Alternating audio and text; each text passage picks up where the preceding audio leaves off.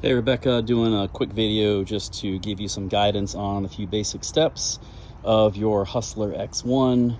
I have a Hustler 60-inch, which is very similar to your mower, so I'll be using this as a demo mower to give you some ideas of what to do on your original startup and usage of your mower.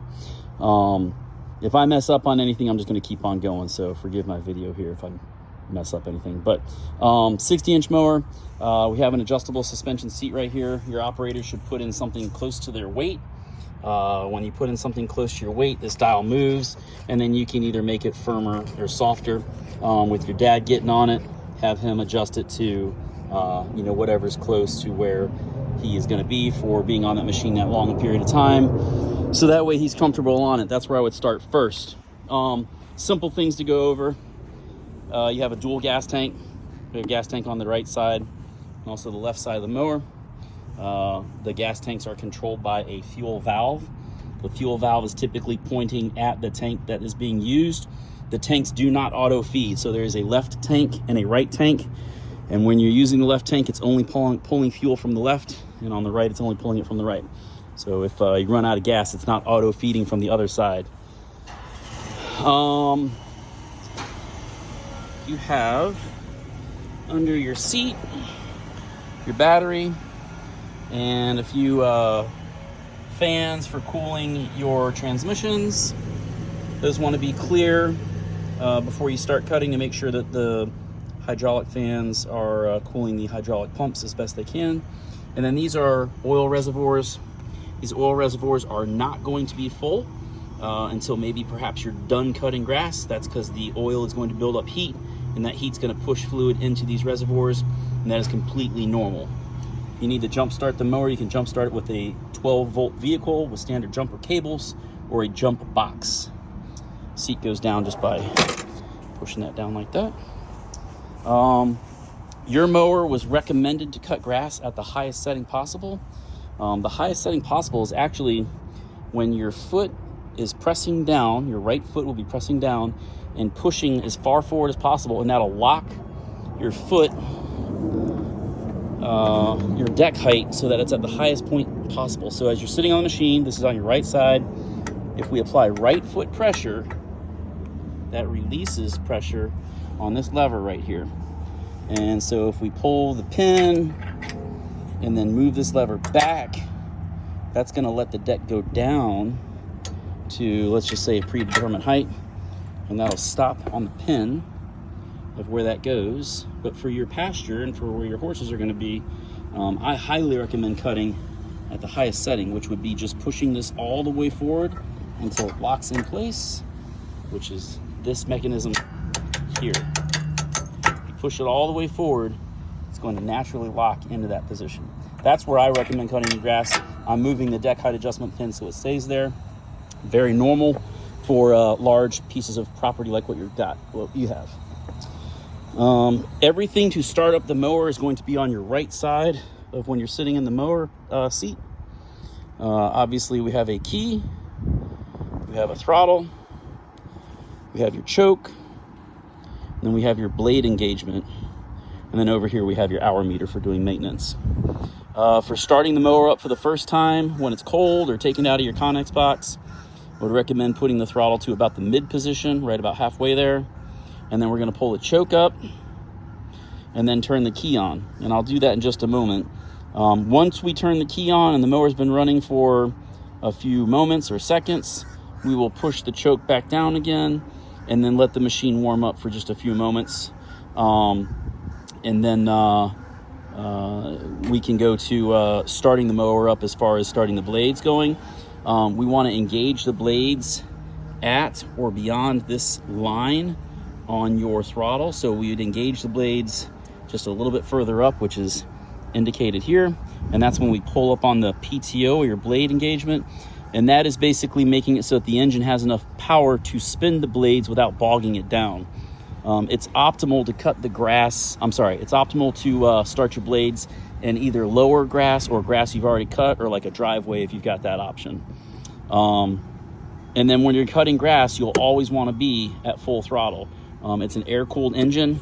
You got air going in through the vents here on the back of the engine, and then obviously through the air cleaner. The more air we have going through the engine, the better it's going to run. So making sure a clean air filter is part of your routine checks is important. Probably at least once a month you want to check that. And then make sure that this stays clear. This is behind the seat. Make sure this stays clear of grass buildup, because as grass gets sucked to this, because this is actually drawing air in. So you want to clear that off every once in a while. So when the machine's on and running, this will be up. That's the blade spinning. And then I forgot the main part here is the mower won't start unless the arms, the operating steering arms, are all the way in the open position. That's also your brake. So you got your right arm and your left arm. The mower will not start if those arms aren't all the way out. So if the arms are even just an inch in or something like that, the mower will not start. So we want to make sure those are down. This mower does not have a parking brake. Some zero-turn mowers have a parking brake that you need to have up before you start. Sometimes, you know, on one of these sides. This mower does not have that. The parking brake is built into the steering levers. So to start this machine up, we're going to do mid-throttle key start with the choke up. And then once it's running for a few moments, push the choke down. And to drive this mower, I'm lowering the throttle so I can talk. But to drive this mower, we just bring in the arms, and then we push away, stop, or pull backwards to operate the mower. And then obviously right turns and left turns are input, whether you're pushing the left handlebar or the right handlebar, which way you want to go. Any zero-turn mower operates pretty much the same way. So to stop the mower or put the brakes on, I'm going to push those all the way open. And then, we can turn the mower off. If you're turning the mower off or disengaging your blades, you want to be at or lower than this indicator here on your throttle. That helps the mower not backfire and stuff when you're trying to start it back up. So we've gone over gas, we've gone over the instruments to the instrument side over here on the right. We've gone over jumper cables if you need to start it, deck height. By the way, there is a guide to your different deck height settings. So that is a key or guide to where these holes would make your deck height be for your grass height. So if you want to be at 3.75 inches, you would move your magnet down to the third stop here. So this is 5.25, 4.5, and 3.75 on that guide. So your guide will tell you about where those are going to be on inches or increments basically on that.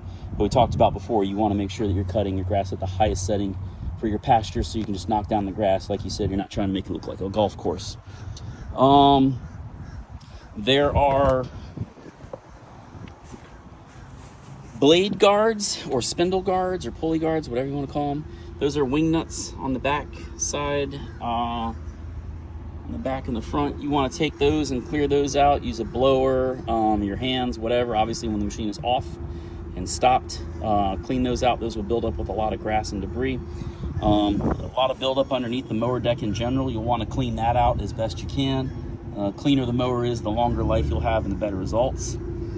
If you need to charge a phone or your ear pods or anything, there is a USB port charger on the side of the mower on the left-hand side of the operator.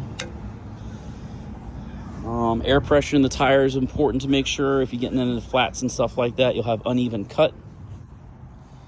And then just your basics.